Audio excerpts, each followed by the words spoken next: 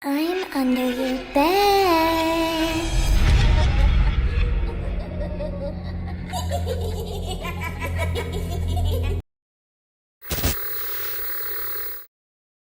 My daughter is special needs and was mostly nonverbal at the time.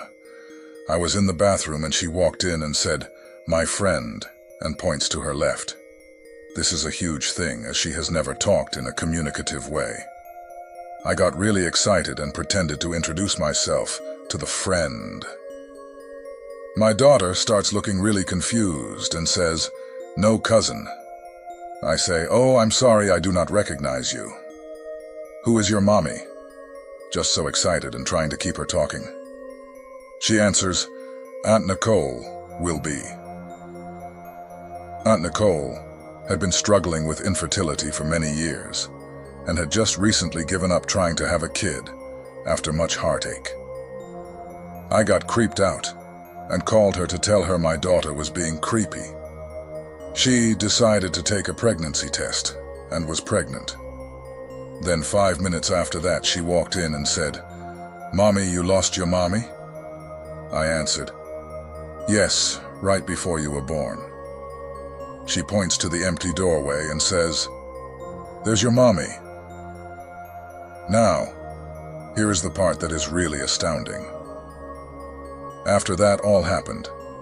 That day she started talking regularly, and a host of her worst issues disappeared. It was as if whatever she saw magically helped partially heal her. A few weeks ago, I was driving with my 3-year-old in the back seat. Out of nowhere, she said, "Mummy, Sally is sitting behind you." I glanced in the rearview mirror, confused. "Who's Sally?" I asked, trying to keep my voice calm. She answered so casually, "She's only 2.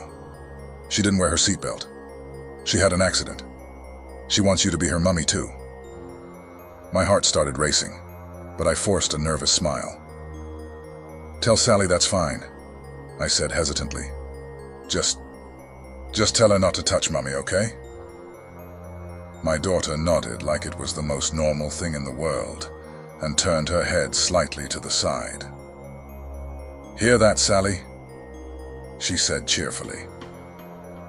I didn't dare look in the mirror again. My brother-in-law had passed away, and weeks later my son, who was 4 at the time, came out of his room from playing with Lego and called out to me while I was vacuuming and said, "Mom, you know how in The Lion King Mufasa's spirit comes back to talk to Simba?" I replied, "Yes," he said. "Well, Uncle David does that too." I said, "You mean in a dream when you're sleeping?" And he said, "No, I mean like now while I'm playing with my Lego."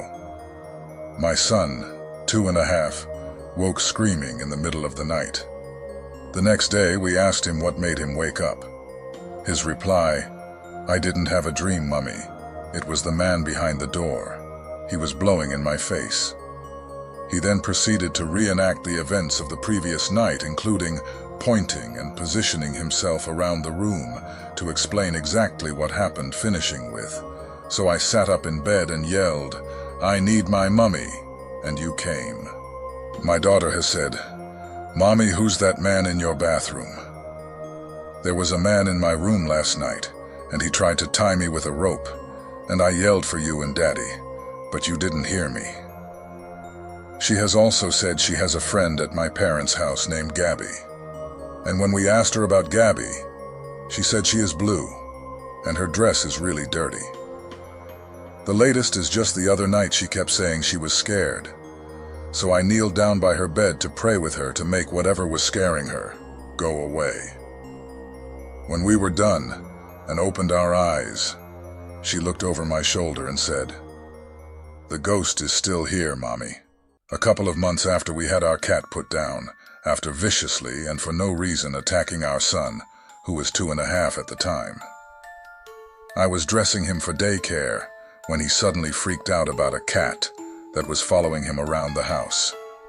He was clutching at me for dear life, and his head was moving in a way that told me he was following the unseeable cat's movements. He was so traumatized by its presence. I asked him what it looked like, thinking it was our fur baby.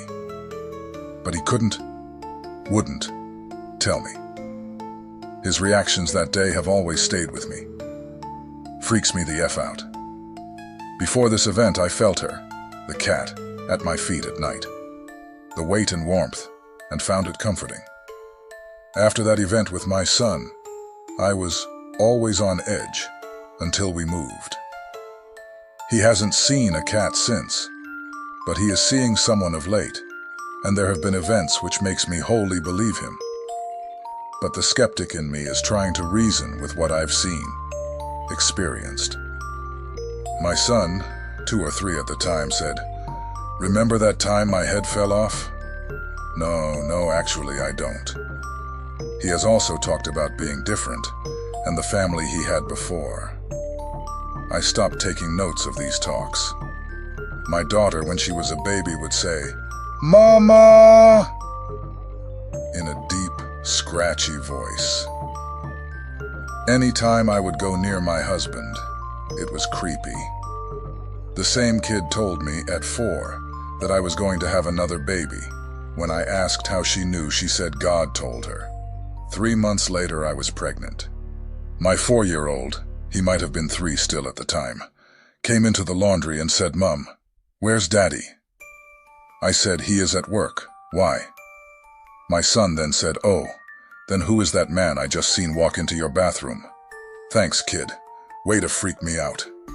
He also tells me there is a man in the roof, and he is petrified to go underneath the manhole or any vents in the roof. Oh, and another time he came into my bed at about 3 a.m., a couple of nights in a row. I asked him why, and he told me that a man is talking to him through the baby monitor. And he was talking Russian, apparently. So now we keep the monitor turned off. My sister and her kids moved into my grandparents' old house. My nephew, 2 or 3 at the time, always talked to the man in the hat. My sister asked him about it, and he said he was nice and carried a racket. When visiting my Nana, my nephew found a photo album, never seen it before, carried it to my sis and said, "Look, Mum, it's the man." It was my pop who had died 20 years earlier. He was buried with his tennis racket. Still gives me shivers. My oldest, who is 8 very recently, has been saying, "I remember when you had me. I remember being born. The doctor only let me see you for just a second. You made me happy, but didn't get to see you again for a while. When I did, it was really windy.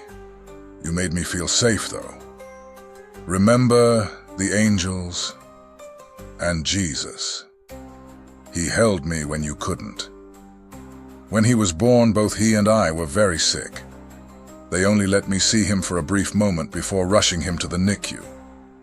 He opened his eyes for the first time the instant I whispered his name. I didn't get to see him right away. It felt like forever because I had a bad fever and infection. When I finally got to see him again, he was hooked up to CPAP machines that were keeping his lungs inflated. The instant I held him, he smelled like heaven. I can't explain it. He hadn't had a bath or anything. He went right from being born to being in the NICU. I told my husband, I swear, he smells like heaven. 5 minutes after holding my son, both of our fevers went away, and even though he was expected to be in there for weeks, it was only 8 days. I don't know how he'd know all of that. He's only seen a few pictures of his stay in the NICU and doesn't know the entire story details like that. My son was playing peekaboo and giggling if someone were playing with him. When I asked who he was playing with, he responded, "Papa," and I said, "Where is Papa?" He pointed to the roof and said, "Gone." The next day, we were at my parents' house. He was playing when he found a framed photo of my deceased Papa. Started jumping and shouting and yelling, "Yay, Papa! Papa!" He'd never met my Papa, nor had I ever called him or anyone Papa. When my daughter was 2.5 years old, she told me there was a man in her room. So I asked her if she meant like a ghost. And she said yes. So I said, what does he do? And she said, he just stands next to her bed and watches her. But he doesn't say anything. She even described to me what he looked like and what he wore, etc. I asked her if she felt scared when he was there, and she told me, no, he's a nice man. So I told her if he makes her feel uncomfortable, or if she doesn't want him there, she can ask him nicely to leave. She said every now and then he came back, but when she asked him to leave, he would. She hasn't spoken as much about him as she's gotten older. I don't think it happens anymore. My son told me he used to be my friend when I was a little girl. The creepy part is, he can recall an event that happened when I was little, and it was like he was there.